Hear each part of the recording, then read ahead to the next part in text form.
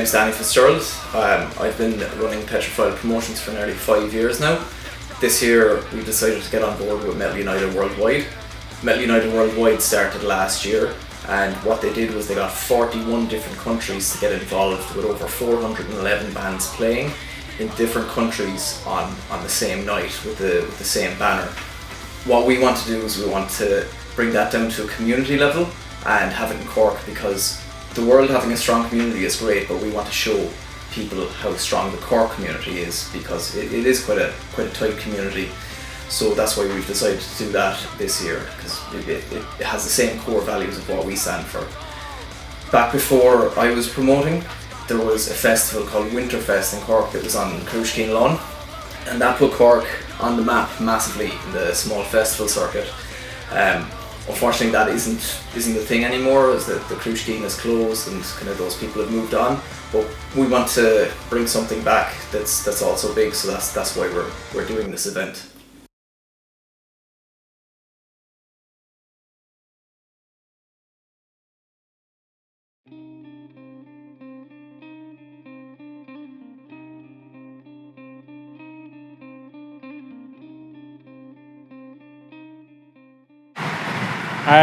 I'm Cormac, and at the moment I mostly do sound for a lot of metal gigs in Cork.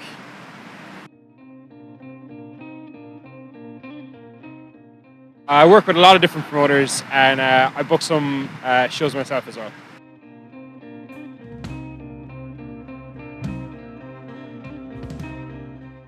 The thing that definitely stands out to me about the Cork scene is how much people collaborate and how much they help each other. I think there's a real sense of community here.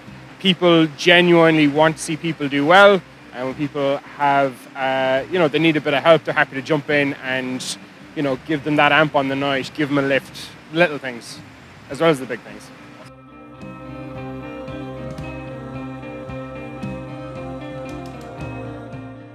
Well, I think first of all, the bands. Yeah. There's a lot of really great bands after coming through in Cork in the last couple of years, and they're the centre of it. But also there's a lot of people that work really hard to make the shows happen. People like Petrified, people in the different promotion companies, different sound engineers, videographers. Everyone's kind of just pitching in and doing a lot. And what you've had over the last couple of years is just the emergence of a really strong scene. It's fantastic.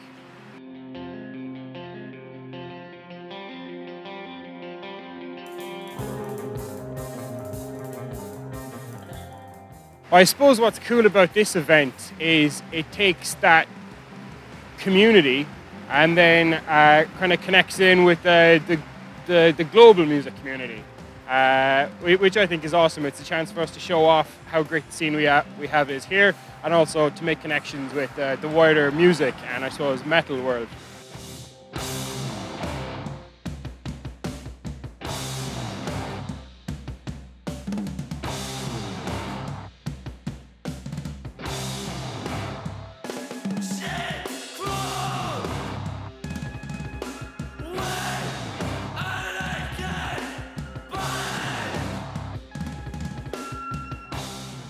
I suppose for me, I just ended up following my nose really and just trying things out as they came along. It's been great in the sense that I've had a chance to do a lot of different things. I've worked as a promoter, worked as a sound engineer, managed a band, I'm setting up a record label. You get a chance to try a lot of different things out, and then you get a chance to meet a lot of different people, which leads to other opportunities. So yeah, it's been important to just kind of follow my nose and try and learn as many different skills as possible. But I think even more important than that is just meeting people, collaborating with people, working with people, and it really is great teams that make great things happen, and just that chance to be part of so many great teams, that's where you learn the most.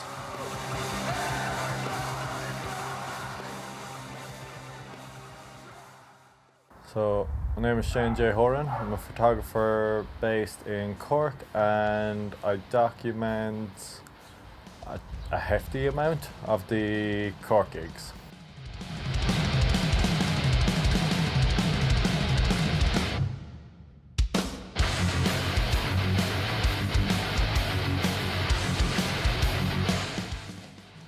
I think there's a real strong community base in the Cork scene.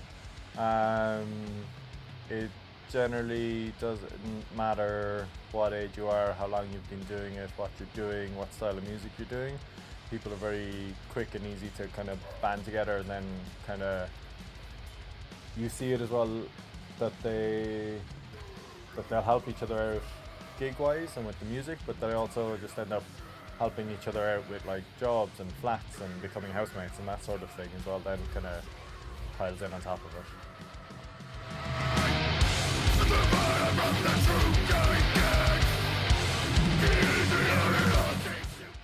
I think this is always one of those timing moments that it's a lot of the right people doing the right things at the right time. There was kind of a gap that people filled all of a sudden, and it was kind of the right people filled it that suddenly encouraged everyone else to do more. There was kind of some pillars of the community that really set a tone, and everyone else has followed in line with that then.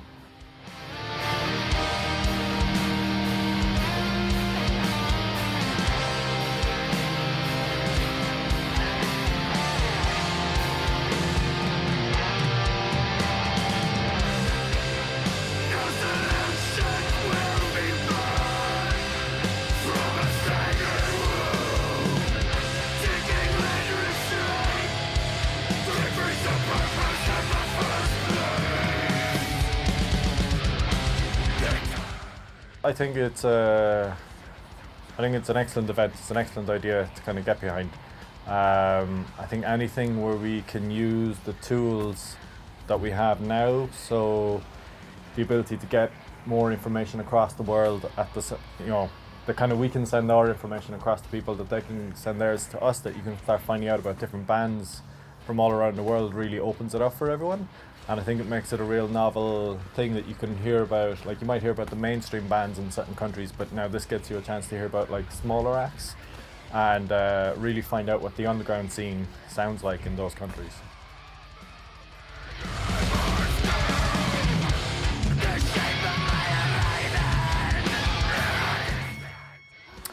Practice, practice, practice, practice, and practice would be the short answer.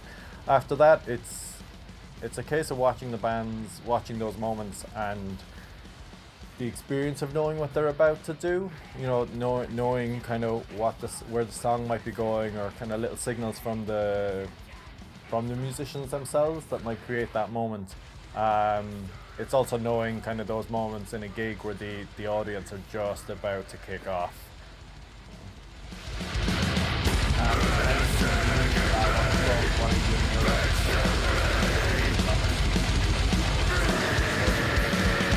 We need to put up, so we move in the questions.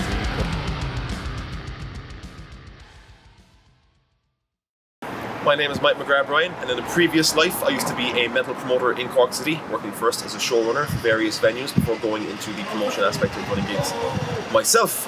Some of the bands I brought to town include hardcore bands like Every Time I Die, more pop stuff like Funeral for a Friend, but also a lot heavier, more mathy stuff like Hexus on the kind of black and end of things, as well as bands like Ken Mode. We had Ken Mode in as part of the tour a couple of years ago.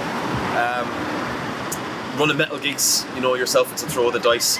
So eventually I started kind of venturing into other ways and means of doing things, and as a writer, specific to metal, I've written for the Irish Metal Archive and the dearly departed Molten magazine. And currently I'm writing for the Evening Echo on music of all genres, as well as doing a weekly podcast for Red FM and Cork coverage for Night on Night.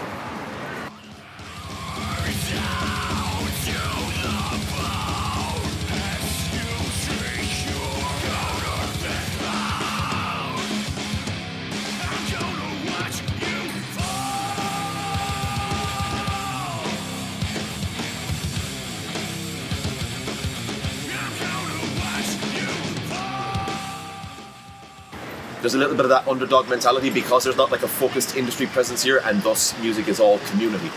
By that, brought to you by Bougie.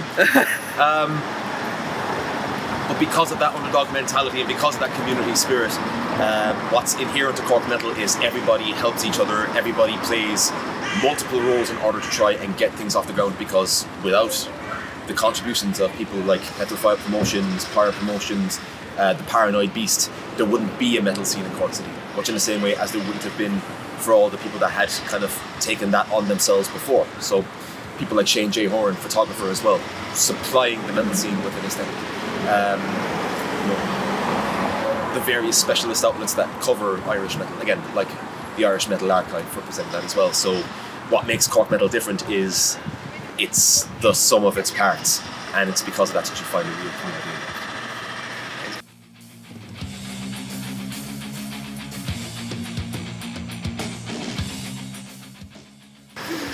The recession did a lot of damage to Cork, and the same holds true for music of all genres, really, but specifically metal, because you not only had, the rise of pre-drinking, etc., because people just couldn't afford expensive gig tickets, but you also had the wider entertainment book being competed for alongside Xbox and Netflix and all of this as well, and that affected, a casual following for any genre of music, not so much metal. What's changed in recent years is people on the metal scene that have wanted to see it happen have responded in kind. They've opened up the doors with the venues and they've explained their case. They've spoken to the strength of a multiple generation following of metal in Ireland, where you go to a metal show in Cork and there's the kind of older heads that have been there going to shows for 20 years, they've been going for 10 years, they've been going for 5 years, and then you've guys that are just kind of going to their first couple of metal shows now. What's changed is that in the Spotify era, people are listening to everything, so there's more influences creeping into metal that's being made.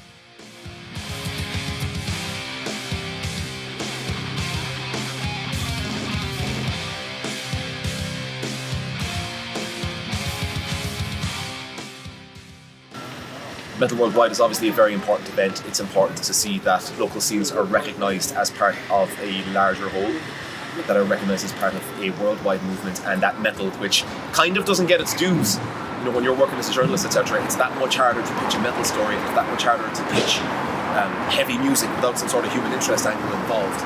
So to see the struggles that people go through to legitimise metal and to get just the word of it to people who might care, to see the Cork scene recognised as part of a wider movement, and to have bands like Cruachan, etc., appearing as part of it, specifically to Cork, it must mean a great deal to the people that are organising it, and it certainly means a great deal to the Cork metal scene.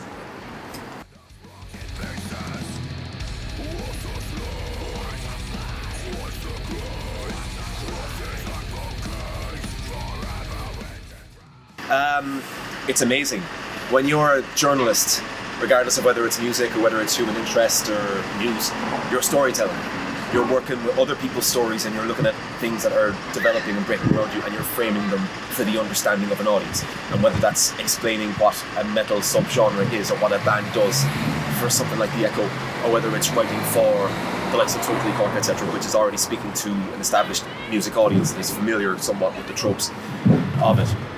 The most important thing is that you get to tell the stories and of both the triumphs and the setbacks that are part and parcel of life for a metal band. One of my favourite stories of recent years to tell, of all the artists that I've been dealing with, has been God Alone, because there's the human interest aspect of where, okay, there's these young boys, they're taking it all on themselves to get shit done, to make the music they want to make.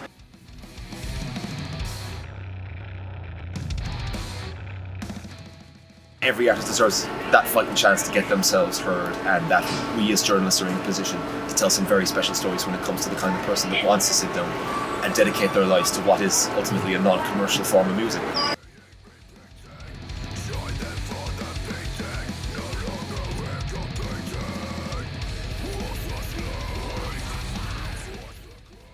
Playing the music that you think other people want to hear, you're just going to be some weird simulacra of what's going on at present, and it's going to sound nothing like either. You're not going to feel it, and if that's the case, then it's going to feel off to other people too. Make your fucking comedy porno grind, make your fucking your jazz influenced mathcore, make your fucking pop punk or your fucking emo revival stuff. Be true to yourself, but also realise that you're not in the established media framework when you're from a town like Cork. You're part of a community that accepts you and the ideas that you want to take on. So as long as you bring your enthusiasm to the table, and as long as you offer to to do your share of the heavy lifting as well. You're as part of this as much as the rest of us are.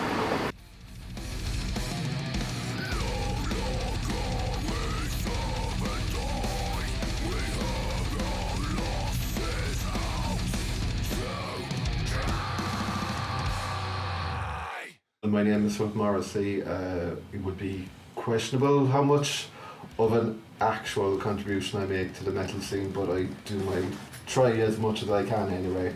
I write for a website called Irish Metal Archives.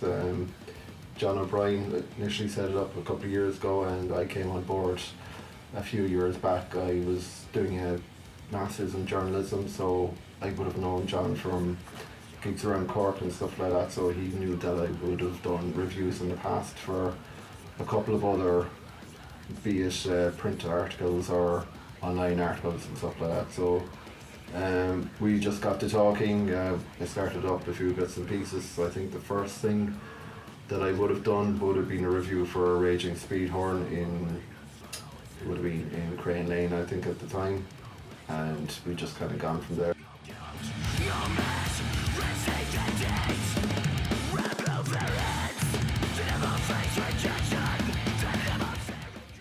My direct one would be just kind of to put my stamp on what I feel the kind of Irish bands should be doing in terms of their kind of recorded releases, and in my reviews I try to be as constructive as I can. You can see that some album reviews or some live reviews, they can be a bit snipey or a bit kind of personal. If by any means you try and give them constructive criticism, say where they could possibly do better rather than where they're going wrong at the moment.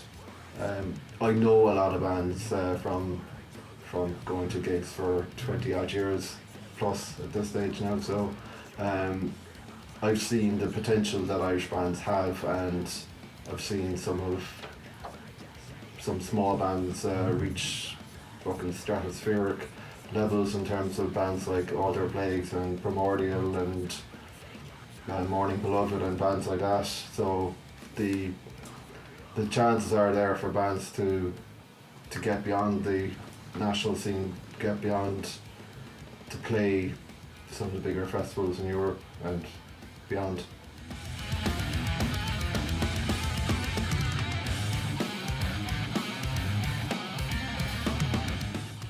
Well, I think the best thing with the Cork scene is that there's such a togetherness about it.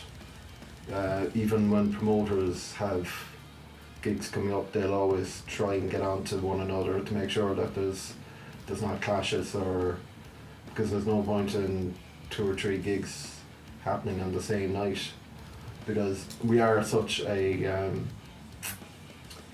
there's only so many kind of people that will be going to gigs anyway at the best of times, so you want to make sure that the bands that are coming down here for the bigger acts, or even for any of the national acts or the kind of the Paranoid Pit stuff, that they get the audience that they deserve.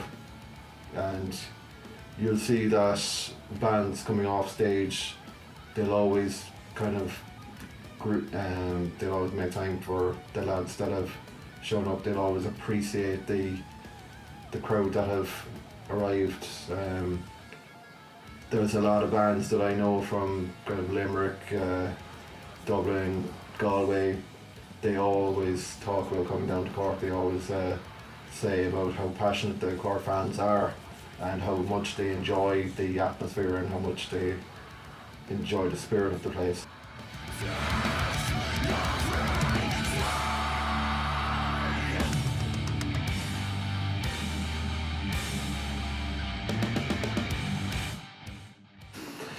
Well, I suppose it's kind of going back to that kind of ethos of the early and mid 90s, where people were taking it on themselves to put on shows. You've got that real kind of DIY kind of ethos going on now at the moment. There was a couple of years ago, you had a spate of venues being closed down for various different reasons, whether it was kind of rent or any other kind of particular concerns. But in the past couple of years, you've actually had promoters taking it on themselves to organise and promote bands, and you can see some of the festivals that are taking place in Cork this coming summer. They're fantastic in terms of the bands that they have and in terms of what they're offering. And it's a huge risk for people taking on something like that. It's not small change. It's not everybody can do that. Not everybody is willing to do that. But you can see that promoters are kind of. We believe in the cause. We believe in the spirit of the kind of music and everything like that. So we are trying to get it off the ground, and it's flourishing at the moment.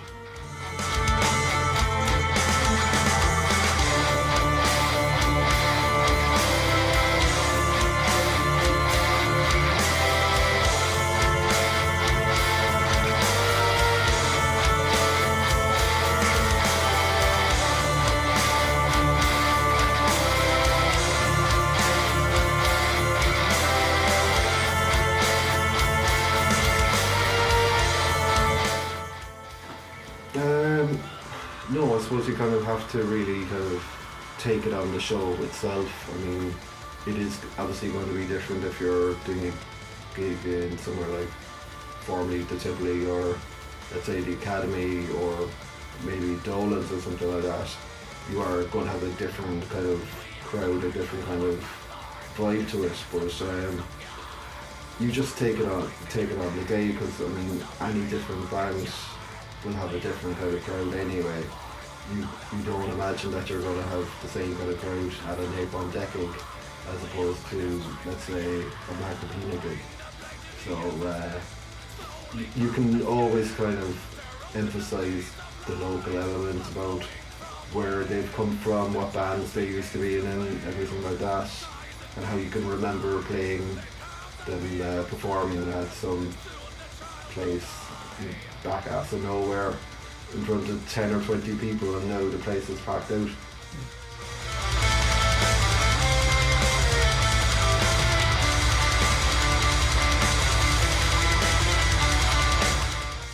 Apart from the guys you just heard from, such as Mike, Cormac, Lofty and Shane, there are other people we'd love to thank to help us for getting to where we are. There's been a massive community effort in supporting us in doing these shows. This year for Metal United Worldwide, which is on at Cyprus Avenue on the 15th of June, we have a sponsorship with Boujum Burritos. So they have graciously offered to feed all of our bands for this gig, which is just a massive help, because, like, let's be real, who doesn't like burritos?